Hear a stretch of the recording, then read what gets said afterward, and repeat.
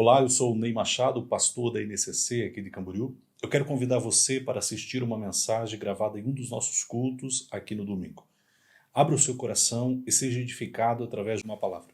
No final da mensagem, eu quero fazer uma oração com você. Amados, eu quero, no mês de outubro, começar uma série de mensagens. Os irmãos só esqueceram de tirar aqui o tema do mês passado. Nós vamos começar um novo tema, que é disciplina. Disciplina. É um tema muito importante para nós falarmos nesse tempo que nós estamos vivendo. E eu gostaria de conversar com você sobre isso. O dicionário, ele diz que disciplina é obediência às regras. Disciplina é obediência aos superiores. Disciplina é obediência aos regulamentos. Por exemplo, a disciplina militar, a disciplina dentro de um quartel. Também diz que disciplina é ordem. Disciplina é regulamento, conduta que assegura o bem-estar dos indivíduos e o bom funcionamento, por exemplo,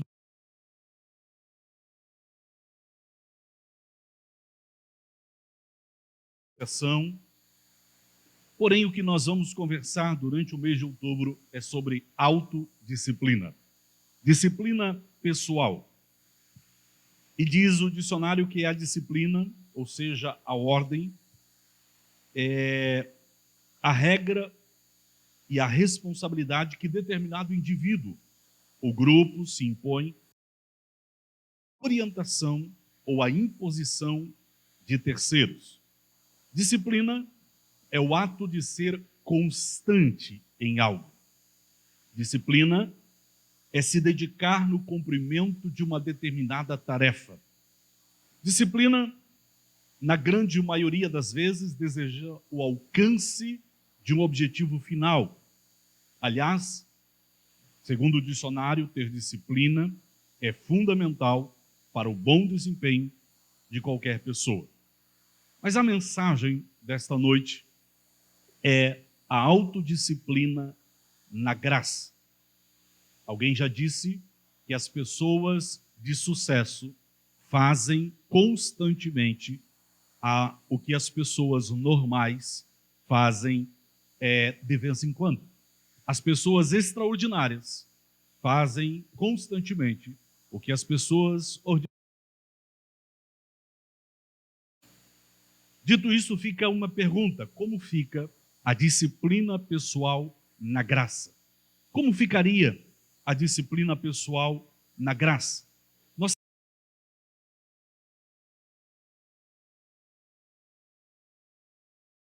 são por causa dos nossos esforços. Nós não alcançamos resultados pelos nossos esforços. Os resultados que alcançamos não são resultados alcançados pela nossa performance. Não está relacionado à nossa dedicação, não está relacionado à nossa constância em fazer, em realizar. Mas a vitória que alcançamos, o objetivo que alcançamos, ele está relacionado à obra perfeita da cruz. Os resultados na graça não são por mérito, os resultados na graça são por favor. Na graça não existe espaço para a minha ajuda. Na graça de Deus não existe espaço para o meu apoio. A graça não precisa da minha obra como bengala para que ela possa alcançar o resultado. A graça não precisa do meu fazer, do meu realizar, para que ela possa ter êxito no seu propósito. A lei dizia: faça e você alcançará. A graça diz: ele fez e você alcançou. A lei dizia: você realiza, você faz e você alcança.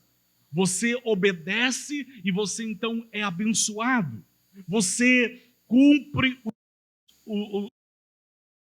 cumpre a sua lei, então você alcança algo. A graça diz o seguinte: ele cumpriu por nós, ele fez por nós, e nós alcançamos por causa da sua obra. Veja o que diz Romanos, capítulo de número 8, verso de número 37. Romanos diz o seguinte: mas em todas estas coisas, nós somos mais que vencedores por aquele que nos amou. A Bíblia está dizendo que eu e você não somos vencedores. A Bíblia está dizendo que nós somos mais do que vencedores. Existe o vencedor e existe o mais que vencedor. O vencedor é aqueles que lutam e conquistam. Os mais que vencedores, eles conquistam sem lutar. Jesus é um vencedor. Ele lutou e venceu. Mas nós somos mais que vencedores. Por quê? Porque nós desfrutamos da vitória de Cristo Jesus. Ele lutou, venceu. Eu e você podemos desfrutar dessa vitória dele. Tem uma canção antiga que dizia o seguinte: tudo que Jesus conquistou na cruz é direito nosso, é nossa herança. Toda a obra de Jesus, tudo aquilo que ele conquistou na cruz, eu e você temos direito, podemos desfrutar. Olha o que diz 1 Coríntios, capítulo número 15, verso de número 57. Mas graça a Deus, que nos dá vitória por causa da nossa obra, por causa da nossa disciplina, por causa daquilo que fazemos. É isso que está dizendo o versículo? Não. O versículo está dizendo: mas graça a Deus, que nos dá a vitória por intermédio do nosso Senhor e Salvador Jesus Cristo. A vitória que alcançamos não é pelo nosso esforço. A vitória que alcançamos não é pela nossa obra. A vitória que alcançamos é pela obra perfeita de Cristo Jesus. É isso que nós ministramos, é isso que nós falamos aqui domingo após domingo. Há alguns anos temos ministrado esta mensagem.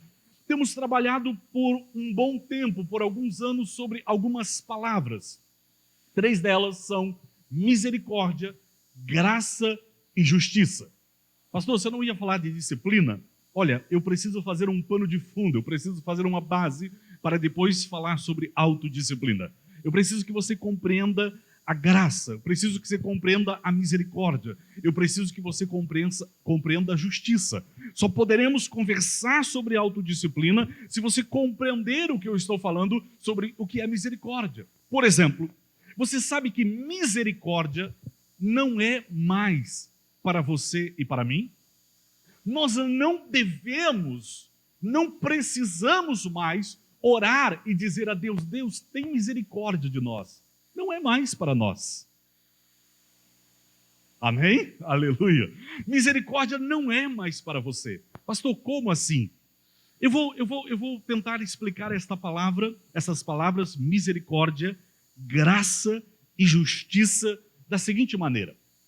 Por que misericórdia não é mais para mim e para você? Imagine 2 guerreiros, 2 lutadores, 2 homens lutando, e um oponente vence o outro derrubando. Ele derruba o seu oponente, e esse guerreiro então pisa sobre o pescoço do seu oponente e pega a sua espada e coloca na sua garganta. Aquele homem que está caído, aquele homem que está deitado, ele grita para esse, porque ele quer salvar a sua vida, porque ele não quer morrer, ele grita para esse que está com a espada lançada, o quê? O que ele diz? Amém? Vocês vieram para o culto, amém? Glória a Deus. O que esse homem grita? Misericórdia. Ele diz: misericórdia, tem misericórdia de mim. Então este que está, ele tem o poder de ter misericórdia ou não ter misericórdia. Ele pode ter misericórdia ou pode não ter. Então ele tem misericórdia do homem e não mata. A Bíblia diz que Deus odeia o pecado. Deus odeia o pecado. Mas a razão de eu e você não sermos destruídos é por causa das suas grandes misericórdias. Isso é, Deus olhou para nós, Deus olhou para o mundo e teve misericórdia do mundo. O que ele fez? Enviou Jesus. Jesus morreu na cruz. Por que Jesus morreu na cruz? para que eu e você não fôssemos destruídos, para que eu e você não fôssemos condenados com o nosso pecado. Jesus agora leva sobre si os nossos pecados, Jesus leva sobre si a nossa iniquidade. Agora eu e você podemos receber, como esses irmãos que fizeram a oração da confissão aqui, podemos receber esta salvação, essa misericórdia de Deus que foi nos dada em Cristo Jesus na cruz. Amém? Agora você recebeu o sacrifício da cruz. Você precisa agora orar para Deus e dizer: tenha misericórdia de mim? Não. Porque Deus não está mais irado com você. Aqueles que estão em pecado e vivem em pecado estão debaixo da ira de Deus. Isto é, aqueles que ainda não receberam a Jesus como seu Senhor, não receberam a Jesus como seu Salvador, esses estão debaixo da ira de Deus e precisam diariamente da misericórdia de Deus. Eu e você agora estamos em Cristo Jesus, porque confessamos a Jesus, recebemos em Jesus. Não precisamos levantar de manhã e dizer: tem misericórdia de mim. Por quê, pastor? Porque Deus não está irado com você. Toda a ira que Ele tinha contra os seus pecados, Ele depositou em Cristo Jesus. Aleluia! Parece que algumas pessoas e alguns pastores pregam como se Deus estivesse irado conosco. Como se Deus estivesse olhando para nós, esperando você errar, Márcio, e quando você errar, Ele joga um raio.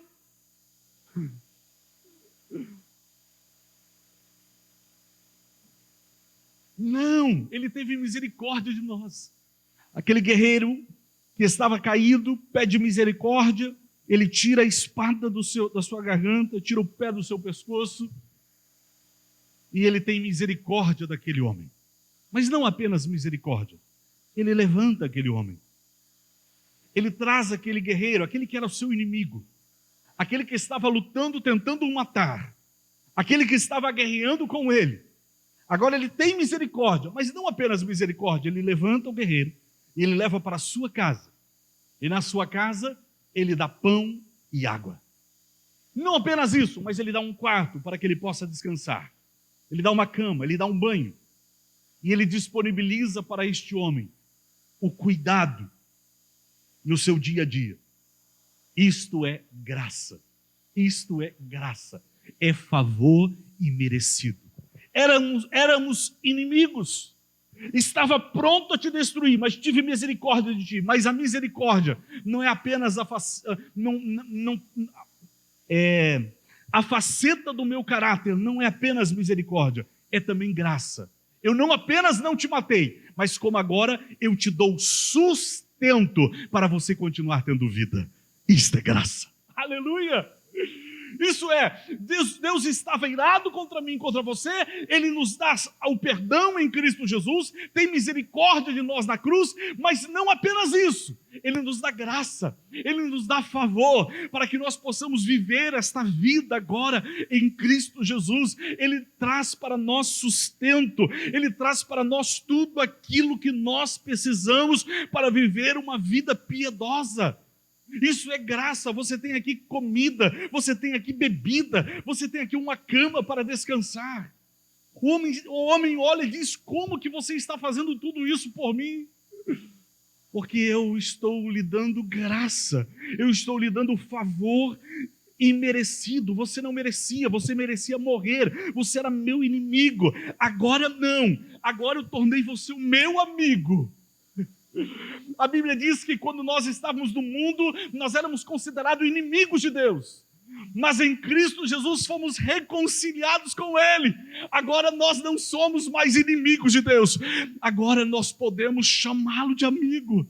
Agora nós podemos relacionar-se com Ele sentado à mesa, comendo da sua comida. Por isso que nós ceiamos, esta mesa é a mesa do Senhor. É Ele dizendo: vinde e comei, vinde e bebei, sentem à mesa. Não tive apenas misericórdia de vocês, mas a minha graça te alcançou, o meu favor te alcançou. Você não merecia, eu não merecia, mas Ele nos amou e nos deu não apenas a misericórdia, Ele nos deu a sua graça. Amém? Aquele homem agora dormindo dentro da casa do seu oponente. Daquele que teve misericórdia, mas não bastou a misericórdia, deu a ele graça. Esse homem, pesquisando sobre a vida daquele que era seu inimigo, ele descobre que eles são parentes. Eles são da mesma descendência. Ele descobre que aquele que estava pertencendo a outro exército, a outro clã, a outra tribo, é sangue do seu sangue, é descendente da sua descendência. E ele descobre que ele tem direito, na posição que ele exerce sobre o seu povo, na posição de autoridade, na posição que ele está, ele tem direito. Então ele diz o seguinte: vem cá, vamos reunir todos. Ele reúne o seu povo.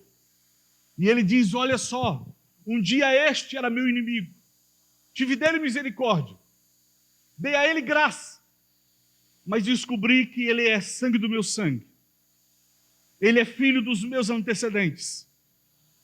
Eu quero colocar ele numa posição de autoridade. A voz dele será a minha voz. Aquilo que ele fizer será eu fazendo, será eu realizando. Ele está me representando em todas as áreas diante de vocês. O que esse homem fez? Justiça. Justiça não é apenas relacionamento de justiça. Justiça é uma posição. Justiça é um lugar. Quando Deus fez o homem, quando Deus fez Adão, Deus colocou Adão numa posição de justiça. Por isso que quando Adão pecou lá em Gênesis 1, você vai ver Deus indo ao jardim e Deus não está perguntando: Adão, o que você fez? Deus está perguntando: Adão, aonde você está?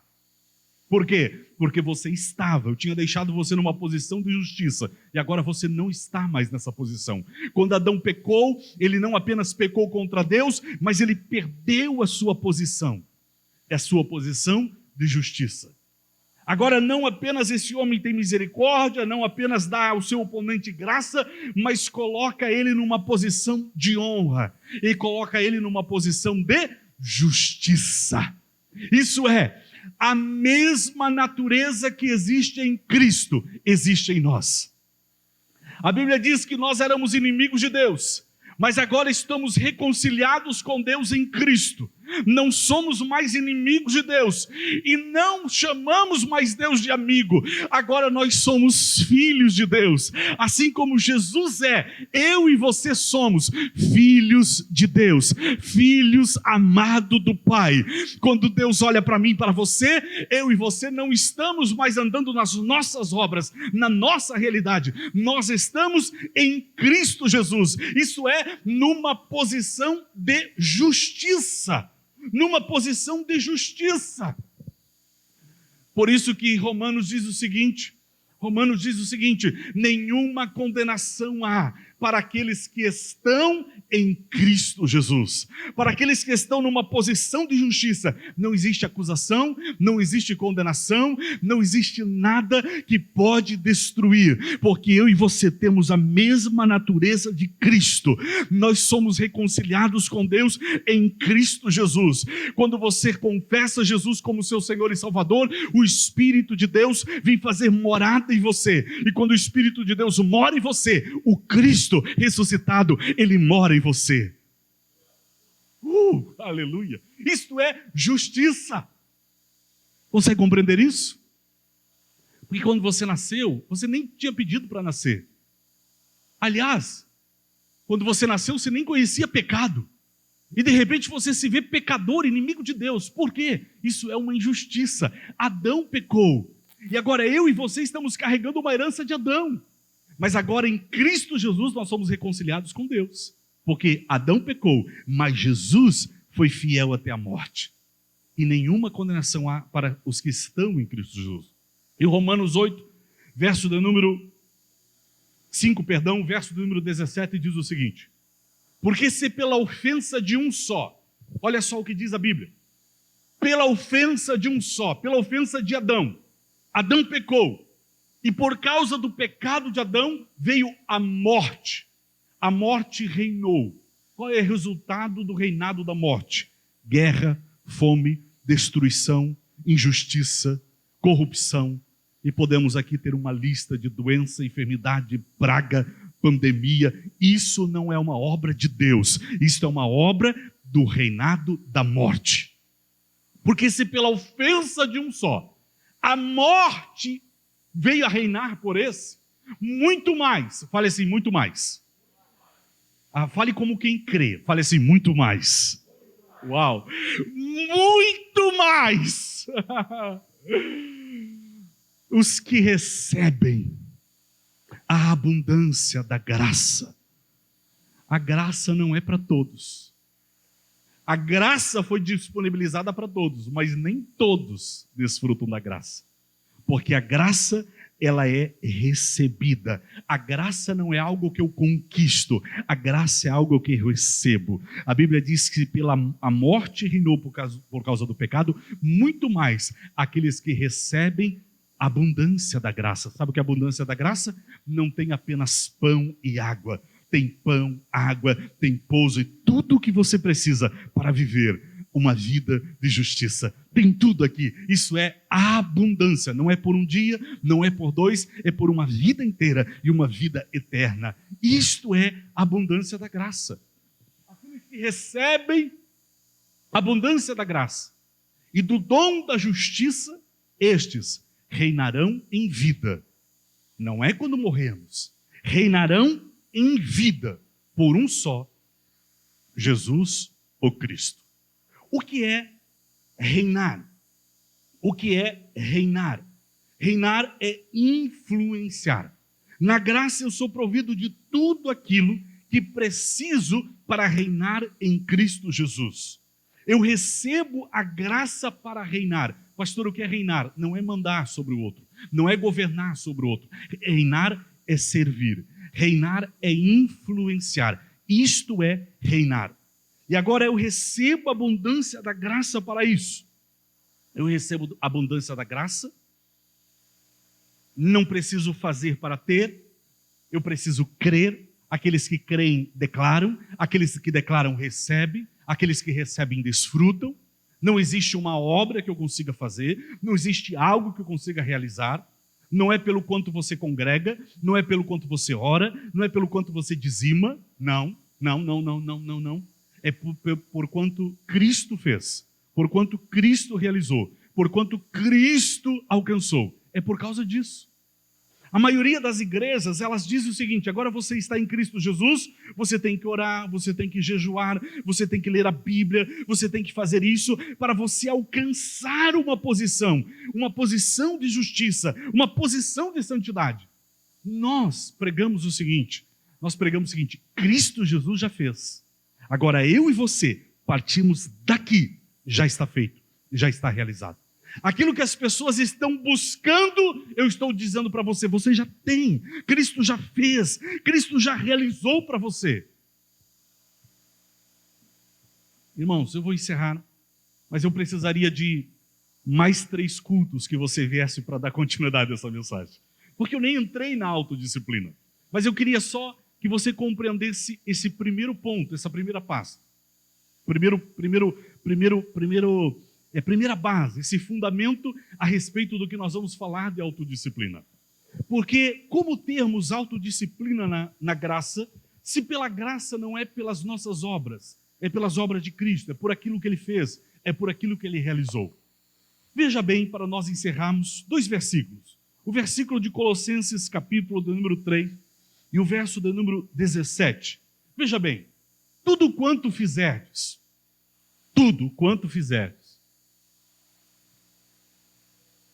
é o quanto que nós fazemos? Tudo. É o quanto? Tudo. Tudo quanto fizerdes. É o quanto?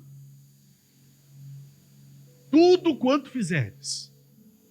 Isso quer dizer, quando eu vou ao mercado é tudo? Sim ou não? Tudo. Quando eu levanto pela manhã é tudo? É tudo. Quando eu vou dormir à noite é tudo? Tudo. Quando eu vou jogar futebol com os meus amigos é tudo? É tudo. Sempre, diz o irmão aqui atrás. Aleluia. Quando eu vou torcer para o meu time é tudo? Aleluia. Nem vou falar disso, né? Não é bom, não é bom. Não é bom. Tudo. Quando eu sento à mesa para jantar, quando eu sento à mesa para almoçar, quando eu sento à mesa para tomar café da manhã, é tudo, é tudo. Tudo quanto fizerdes, seja por palavras. Por palavras. Quando eu converso com meu amigo, quando eu me relaciono, quando eu converso com meu patrão, quando eu converso com meu empregado, quando eu converso com a minha esposa, quando eu converso com os meus filhos, é por palavras, tudo. Aleluia! A vida cristã não se resume àquilo que eu e você fazemos na igreja. A vida cristã se resume àquilo que nós somos em tudo. Tudo quanto fizerdes, seja por palavras, seja por obras, fazei em nome do Senhor Jesus, dando a Ele graças a Deus Pai. Olha só esse outro versículo de número, capítulo 2, é o Colossenses. Qual é o versículo? Outro texto que eu dei para vocês. Isso, é o 3:23. E tudo quanto fizerdes, de novo, tudo. Tudo é o quê? Tudo é tudo. E tudo quanto fizerdes, fazei-o de coração. Fazei-o de coração, como se fosse para o pastor Ney. É isso? Não. Fazei de todo o coração, como se fosse para o seu pai, para a sua mãe, para os seus filhos. Não. Fazei de todo o coração, como para o Senhor. Então, quando você trabalha para o seu patrão, você não está trabalhando para o seu patrão, você está trabalhando como se fosse para o Senhor. Quando você se relaciona com o teu funcionário, você não está relacionando-se com o seu funcionário, você está relacionando-se como se fosse com o Senhor. Quando você se relaciona com a sua esposa, você não está relacionando-se com a sua esposa. O relacionamento com a sua esposa é como se fosse um relacionamento com o Senhor.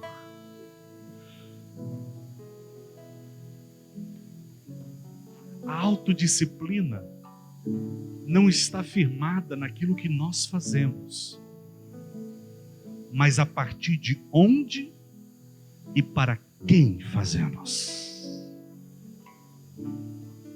A autodisciplina não está firmada sobre aquilo que fazemos, não é firmada sobre aquilo que realizamos, porque uma pessoa pode não ter Cristo e ter autodisciplina.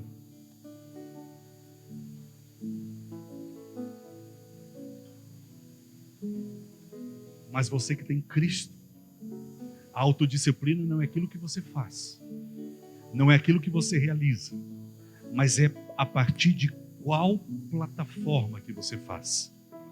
Façamos todas as coisas no Senhor. Tudo o que fazemos, seja em obras ou seja em palavra, faremos como se fosse para o Senhor, e não para nós, e não para os homens. Vamos continuar domingo que vem, amém? Domingo que vem nós continuamos, todos comigo? Glória a Deus, fiquem em pé em nome de Jesus, eu quero orar com você. Nós vamos continuar falando sobre autodisciplina. Eu poderia falar sobre autodisciplina se não falasse para você sobre a misericórdia, sobre a graça e sobre a justiça de Deus. Mas eu quero continuar a semana que vem falando sobre autodisciplina. Não falte, vai ser um tempo muito precioso esse mês. Eu creio que você vai terminar o mês um ano melhor, um ano mais preparado, um ano extraordinário. Irmãos, o ano não acabou. O ano 2020 será o ano mais extraordinário que eu e você tivemos. O ano 2020 será um ano que você não vai precisar arriscar do seu calendário. Vai ser um ano que você vai dizer: eu vivi a palavra de Deus como nunca antes. Eu vivi a graça, a abundância da graça como nunca antes. Eu espero que essa mensagem tenha edificado a sua vida e seja um divisor de águas na sua casa, na sua família, nos seus negócios. Eu quero te fazer 2 convites. O primeiro, em Romanos, capítulo 10, verso 9, diz: se com a tua boca confessares Jesus como Senhor, e em teu coração creres que Deus o ressuscitou dentre os mortos, serás salvo. Esta palavra está dizendo que quando nós confessamos com a nossa boca e cremos no nosso coração que Jesus é o Senhor, nós somos salvos. Esta salvação está disponível para você. Eu quero convidar você para orar comigo a oração de confissão, recebendo Jesus no seu coração, na sua casa, na sua vida. Diga assim comigo: Pai Celestial, eu reconheço que Jesus é o Senhor da minha vida. Peço perdão pelos meus pecados, escreve meu nome no livro da vida e faça de mim uma nova criatura. Eu rejeito o diabo e seus demônios e recebo o Espírito Santo, que me fortalece a cada manhã, em o nome de Jesus. Receba a salvação sobre a tua vida, a tua família, a tua casa, em nome de Jesus. O segundo convite, eu quero convidar você para participar de um dos nossos cultos. Fica na Avenida Santa Catarina, número 1901, na cidade de Camboriú. Você é o nosso convidado para participar aos domingos, em o nome de Jesus. Amém.